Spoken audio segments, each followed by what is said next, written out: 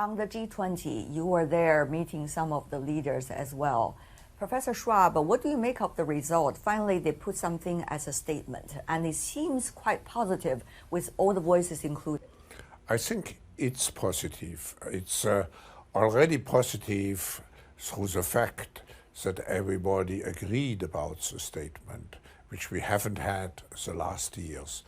Now the base has been formed, but we have to go one step further. We have to have a strategic mood. We have to construct the world of tomorrow. It's a systemic transformation of the world. So we have to define how the world should look like, which we want to come out of this transformation period. I respect China's achievements, which are tremendous over the last over 40 years. I think it's a role model for many countries. But I think also we should leave it to each country to make its own decision what system it wants to adopt. And I think we should be very careful in imposing systems. But the Chinese model is certainly a very attractive model for quite a number of countries. Professor Klaus Schwab is the founder and executive chairman of the World Economic Forum. Here in this video, he's trying to make an argument that China could be the model for the world's nations, and I would like to argue against that. I believe they are the antithesis of what we should strive to be as a nation. So first and foremost, China is a communist nation. We know President Xi just anointed himself a lifetime presidency. One could say tyrant. Why is that possible? Because of communism. Communism dictates a nation's direction from the top down. There's no democratic processes that exist. There's no voice of the people, no power of the votes. None of that exists under communism. All the power lies usually at the head, either in some small cases, a small legislative body, or more specifically, one individual. So under communism, that's where free speech goes to die. So a communist form of government can pass laws dictating speech in any direction they so choose without opposition of the people. So if you live under a communist regime, there's a 100% chance they will filter speech. And eventually it will reach its inevitable conclusion, which is censored speech. You will not be able to freely criticize local governments. You won't be able to criticize any politician. You don't have the freedom like we do in the West to start a YouTube channel, go on Twitter, and go ahead and just type out whatever grievances you may have. Any of those things done under a communist form of government will lead you in jail and or sometimes killed. So if you look up stories about journalists in China who try to critique the Chinese Communist Party, they end up missing.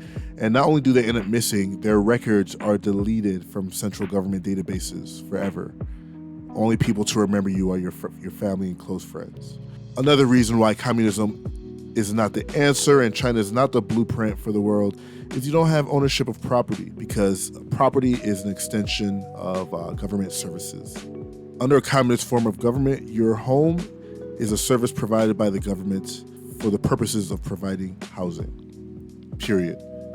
As infamously stated by the World Economic Forum, welcome to the year 2030. I own nothing, I have no privacy, and life has never been better. The third reason why we do not want to emulate China or any communist nation is because of caste systems and social credit scores.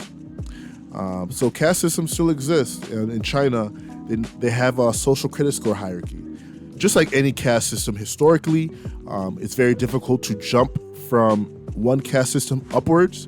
It's very easy to fall down, but it's almost impossible to move upwards. Most people that are born into a poor caste usually die within that caste.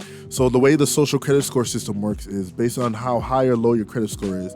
If you have a low credit score, you're no longer allowed access to different zip codes, different businesses. They can literally prevent your your credit cards from working in certain businesses just because of your social credit score. There are people that are not allowed to leave their zip codes because of how low their credit score is. They're not allowed to buy bus tickets, plane tickets, anything that would allow them to enter into another zip code. And that is very real under China, communist China. And of course, the opposite is also true. For those who have high social credit scores, they're allowed access virtually everywhere within China. They can travel to and fro whenever they want to. They can use their financial cards in any businesses, any restaurants that they so choose. They can travel internationally anytime they want. Communism is craved by those who are politically and power hungry because they understand that it's a top-down system. All the power usually rests at the top in either a small legislative body or a specific individual. And China's example, President Xi. As we see, he has all the power. President Xi just appointed himself lifetime term as president of China. And because it's a communist system, you cannot criticize it, you cannot fight against it because you will end up in prison and or possibly dead. I believe Klaus Schwab is a globalist. I believe that he is one of those individuals that craves a one world government and will do anything to make it happen within his lifetime. I believe there are a lot of people that are operating in the background that share the same mindset, share these same ideals, and it's up for us to continue to expose these people, to continue to call them out, because they understand that in the one world government, you're going to blot out cultural differences, you're going to blot out religion. Those who are religious will be persecuted in the one world government, because if your government decides that values A, B, and C matter, and religion tells them values X, Y, and Z matter, guess what? You lose every time. So you guys let me know your thoughts down in the comment section. Is Klaus Schwab correct here? Is their success story enough to give them the title of the blueprint for the rest of the world? You guys let me know.